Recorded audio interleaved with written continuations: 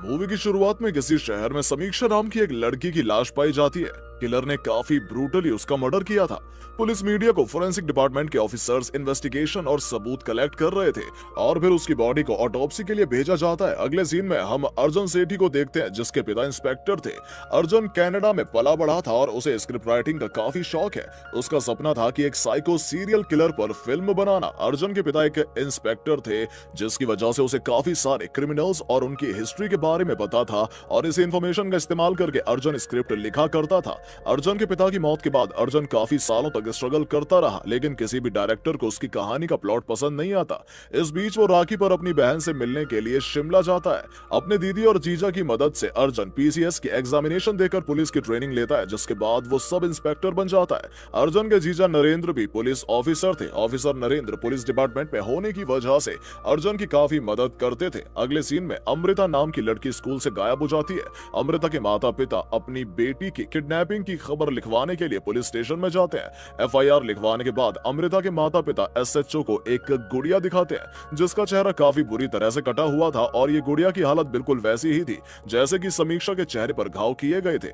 इस बीच officer Arjun SHO के कमरे के बाहर खड़े होकर केस की बातें सुन रहा था। केस के बारे में काफी सोचने के बाद अर्जुन को काफी सारे क्लूज मिलते हैं। अर्जुन अपने जीजा से कहकर इस केस का इन्वेस्टिगेशन ऑफिसर बनना चाहता था, लेकिन उसके जीजा उसे समझाते हैं कि एसएचओ के रहते ऐसा कभी भी नहीं हो पाएगा। कुछ देर बाद अर्जुन की भांजी पायल अर्जुन से अपनी मार्कशीट पर सिग्नेचर करवाती है क्योंकि उसके काफी कम नंबर आए थे। साथ ही वो अगली सुबह पेरेंट्स टीचर्स मीटिंग में अपने मामा अर्जुन को अपना पिता बनाकर अपनी क्लास टीचर दिव्या से मिलवाती है। लेकिन इस दौरान स्कूल में पायल के पेरेंट्स भी आ जाते हैं क्योंकि पायल अपना टिफिन बॉक्स घर पर ही भूल आई थी, जिसकी वजह से पायल पकड़ी जाती है। पायल के माता पिता को जैसे ही पायल के रिजल्ट के बारे में पता चलता है, वो दोनों उसके फ्यूचर की भलाई के लिए उसका स्कूल बदलने का फैसला करते हैं। इधर अर्जुन हमेशा से मूवीज और स्क्रिप्ट लिखने के लिए हर इन्वेस्टिगेशन केस के बारे में खबर रख रहा था।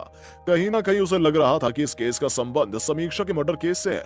उसे लगता है कि यह काम किसी साइको सीरियल किलर का है। जैसे तैसे अर्जुन अपने जीजा ऑफिसर नरेंद्र से बात करके एसएचओ मदद से मिलता है, लेकिन एसएचओ काफी गुस्सैल औरत थी। वो अर्जुन की बात मानने के लिए तैयार नहीं थी। इसके अलावा एसएचओ ने अमृता के मर्डर का प्राइम सस्पेक्ट उसके लवर को बनाया है। अमृता के लवर ने उसे कुछ हफ्ते पहले प्रपोज किया था, लेकिन अमृता ने उसका प्रपोजल ठुकरा दिया था।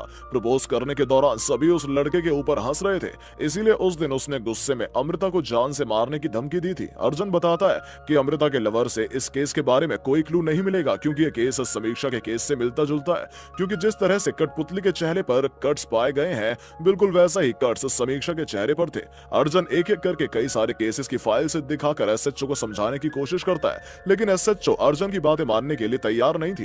अर्जुन एसएचओ को बताता है कि अगर मेरी इन्वेस्टिगेशन गलत नहीं है तो वो सीरियल किलर अमृता को भी जान से मारने वाला है। इससे पहले कि वो ऐसा कुछ करे हमें उसे ढूंढना होगा। बीच में ही एसएचओ उसे टोकते हुए बोलती है कि क्या समीक्षा के केस में भी ऐसी कोई गुड़िया मिली थी, जिसका अर्जुन के पास कोई भी जवाब नहीं होता क्योंकि समीक्षा के केस में पुलिस को ऐसी कोई भी गुड़िया नहीं मिली थी।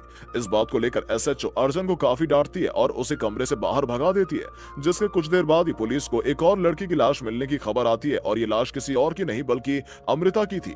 अगली सुबह ऑफिसर अर्जुन समीक्षा के केस के बारे में इंफॉर्मेशन कलेक्ट करने के लिए पुरवाने पुलिस स्टेशन और एपीएस स्कूल में जाता है जहां समीक्षा पढ़ती थी, और समीक्षा के स्कूल में मौजूद पियोन की मदद से उसे पता चलता है कि जिस दिन समीक्षा गायब हुई थी उस दिन स्कूल गेट के पास से उसे भी एक वैसा ही गिफ्ट बॉक्स मिला था जैसा कि पुलिस को अमृता के गायब होने के बाद मिला था। इसके बाद अर्जुन ऑटोप्सी रूम में पहुंचता है। ऑटोप्सी रिपोर्ट से पता चलता है अमृता के चेहरे पर काफी बार ब्रूटली अटैक किया गया है। इसके अलावा उसके आगे के बाल भी नोचे गए थे और मारने वाले ने तब ऐसा किया जब ये लड़की जिंदा थी। डॉक्टर बताती है जिसने अमृता का मर्डर किया है वो एक साइकोपाथ किलर है।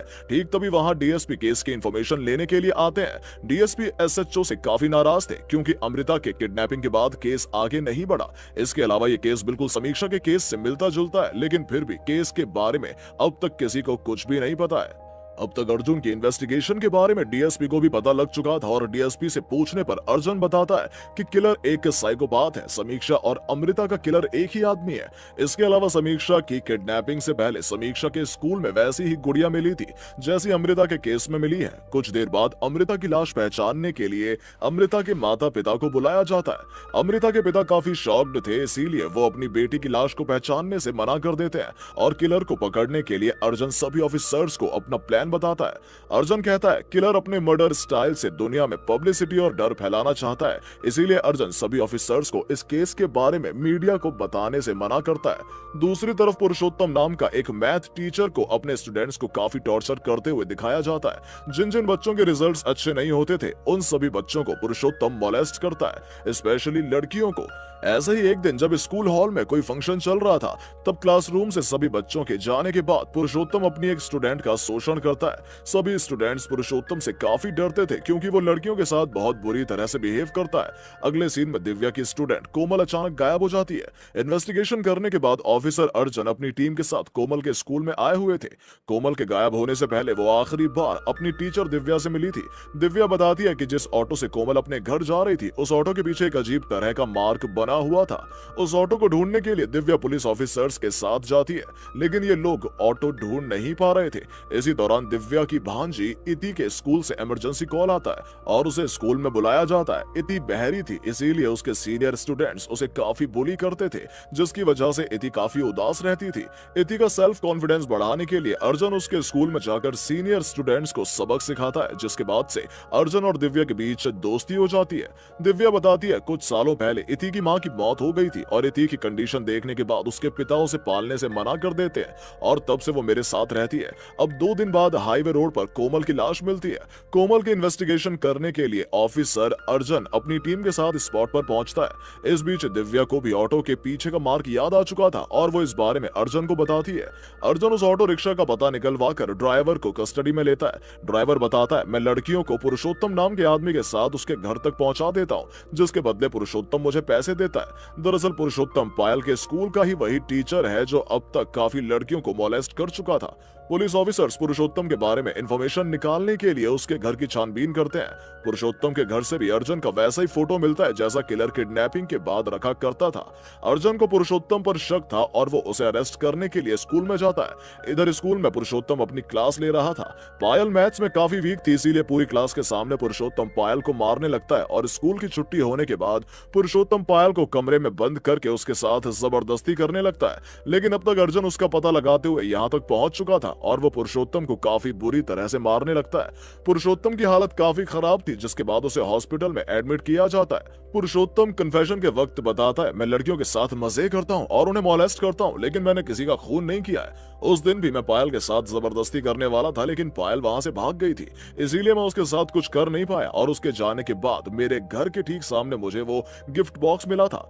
पुलिस ऑफिसर्स को पुरुषोत्तम की बातों पर विश्वास नहीं था क्योंकि पुरुषोत्तम एक रेपिस्ट था। केस की फाइनल इंफॉर्मेशन जानने के लिए डीएसपी सभी ऑफिसर्स से मिलते हैं। एसएचओ बताती है कि पुरुषोत्तम ही सीरियल किलर है और अब तक वो लड़कियों का रेप करके उनको ब्रूटली मार रहा था और केस यहीं खत्म हो जाता है। आगे हम पायल के घर का सीन देखते हैं। ऑफिसर नरेंद्र अपनी बेटी पायल की बर्थडे मना रहे थे। पार्टी में काफी लोग आए हुए थे। पार्टी काफी अच्छे से सेलिब्रेट की जाती है, लेकिन पार्टी के बाद पायल कहीं गायब हो जाती है। अर्जुन को जैसे ही पायल के किडनैपिंग के बारे में पता चलता है, वो तुरंत अपनी टीम के साथ इन्वेस्टिगेशन करने लगता है। इस बीच ऑफिसर अर्जुन गुस्से में पब्लिक प्लेस पर गोली चला देता है, जिसकी वजह से उसे इस केस से सस्पेंड कर दिया जाता है। साथ ही उसकी रिवॉल्वर छीन ली जाती है। पायल की किडनैपिंग के बाद सभी काफी परेशान हो चुके थे और जैसे जैसे टाइम बीत रहा था वैसे वैसे उन लोगों की टेंशन बढ़ती ही जा रही थी। अब 2 दिन बीत चुके थे और सुबह के वक्त अर्जुन अपनी जब गाड़ी की डिग्गी खोलता है तो उसमें वो किसी की लाश नोटिस करता है, जिसके बाद उसे ऐसा लगता है मानो उसके पैरों के नीचे से जमीन खिसक गई हो, क्योंकि ये लाश किसी और की नहीं बल्कि उसकी भांजी पायल की थी। पायल की लाश देखने के बाद ऑफिसर नरेंद्र और उनकी पत्नी टूट गए थे, लेकिन ऑफिसर नरेंद्र की पत्नी अर्जुन से कहती है हमारी बच्ची चली गई है, लेकिन अब किसी और की बच्ची के साथ ऐसा नहीं होना चाहिए। पायल की मौत का बदला लेने के लिए ऑफिसर अर्जुन केस की इन्वेस्टिगेशन पर लग जाता है और इस बीच वो दिव्या से मिलता है। दिव्या बताती है कोमल भी बहरी थी और उसके कान के डिवाइस में वॉइस रिकॉर्डिंग की फैसिलिटी थी। ये जानने के बाद अर्जुन ऑटोप्सी डिपार्टमेंट से मिलकर डॉक्टर की मदद से कोमल के कान की मशीन लेता है। उस मशीन में अर्जुन को एक रिकॉर्डिंग मिलती है। उसमें उसे एक अजीब तरह की पियानो की धुन सुनाई देती है। उसे समझ आता है कि किलर कोमल को किडनैप करने के बाद एक पियानो की ट्यून बजा रहा था और फिर वो कोमल को जान से मार देता है। अर्जुन इस पियानो ट्यून की रिकॉर्डिंग को शहर के फेमस कंपोजर को सुनाता है। कंपोजर उसे बताता है कि ये ट्यून किसी फिल्म और एल्बम की नहीं है और जिसने इस ट्यून को बनाया है वो काफी अच्छा और ट्रेंड पियानिस्ट है। इस ट्यून के बारे में और जानने के लिए ऑफिसर अर्जुन रेडियो शोज पर जाता है और इस पियानो ट्यून को प्ले करने के लिए रिक्वेस्ट करता है। एक आरजे अर्जुन की मदद करने के लिए तैयार हो जाती है और वो अपने शो के बीच में इस पियानो ट्यून को प्ले करके उसके कंपोजर के बारे में पूछती है। आरजे कहती है जो भी इस पियानो ट्यून को पहचान पाएगा उसे 10,000 रुपए की शॉपिंग वाउचर मिलेगा। और फिर एक बच्ची आरजे को बताती है कि एनुअल फंक्शन पर एक मैजिशियन ने इस ट्यून को उसके स्कूल यानी एपीएस स्कूल में प्ले किया था। एपीएस स्कूल वही स्कूल है जहां समीक्षा पढ़ती थी। अर्जुन एपीएस स्कूल जाकर एनुअल फंक्शन की वीडियो फुटेज निकलवाता है। एपीएस स्कूल में जिस मैजिशियन ने परफॉर्म किया था वही औरत अमृता, कोमल और पायल के स्कूल में परफॉर्म कर चुकी है। अर्जुन देखता है कि इस औरत ने जिसे भी अपने मैजिक शो में अपना वॉलंटियर बनाया था वही लड़की ठीक 2 दिन बाद गायब हो गई थी। ये सारी इंफॉर्मेशन कलेक्ट करने के बाद ऑफिसर अर्जुन एसएचओ से मिलने के लिए जाता है।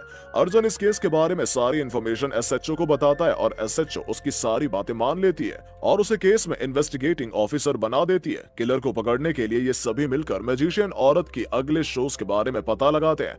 उन्हें पता लगता है कि 2 दिन पहले ही किलर ने एक स्कूल में परफॉर्म किया था जिसमें उसने आयशा नाम की लड़की को वॉलंटियर बनाया था।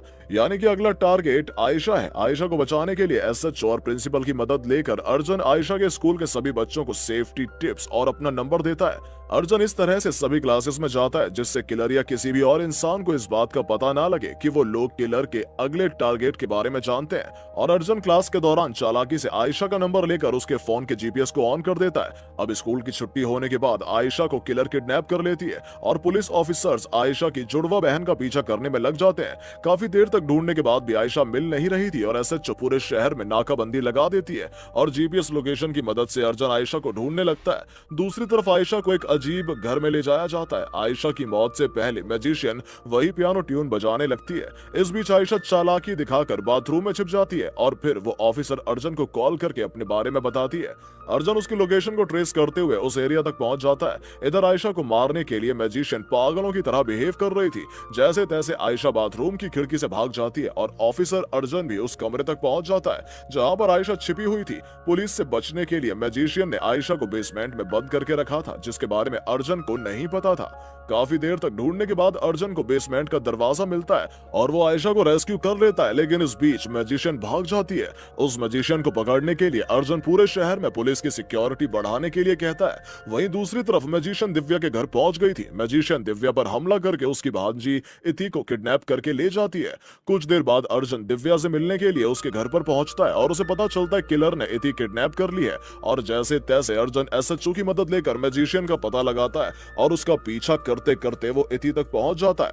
मैजिशियन अर्जुन पर बुरी तरह से हमला कर देती है और फिर वो बताती है, मैं मैजिशियंस एग्नेस फर्नांडिस का बेटा हूं। बचपन में मुझे एक तरह की बीमारी थी जिसकी वजह से मैं काफी जल्दी बूढ़ा होने लगा था और मेरे सर पर बाल भी नहीं थे। सभी मुझे बुली करते थे, लेकिन हमारे स्कूल में सोफिया नाम की एक लड़की थी जो मेरी बेस्ट फ्रेंड थी और उसे मेरी लुक्स की वजह से कभी भी बुरा नहीं लगता था। धीरे धीरे मैं उससे प्यार कर बैठा। उसे इम्प्रेस करने के लिए मैंने अपनी माँ से मैजिक भी सीखा था और फिर मैंने उसे प्रपोज कर दिया, लेकिन उसने मेरा प्रपोजल ठुकरा दिया। इसकी वजह से स्कूल के सभी स्टूडेंट्स ने मुझे सबके सामने बहुत बुरी तरीके से बुली किया और वो दिन मैं और मेरी माँ कभी नहीं भूल सकते हैं। और फिर एक दिन सोफिया मेरे घर पर मुझसे माफी मांगने के लिए आई थी, लेकिन मुझे उसकी माफी नहीं उसकी मौत चाहिए थी और फिर मैंने उसे एक कठपुतली देकर उसका मर्डर कर दिया। सोफिया की मौत के बाद मेरी माँ को जेल हो गई थी। जब वो जेल से बाहर आई तब एक कार एक्सीडेंट में उनकी मौत हो गई थी और तब से लेकर अब तक मैं उनके गेटअप में रहता हूँ और टीनेज लड़कियों का मर्डर करता हूँ और इससे मुझे खुशी मिलती है।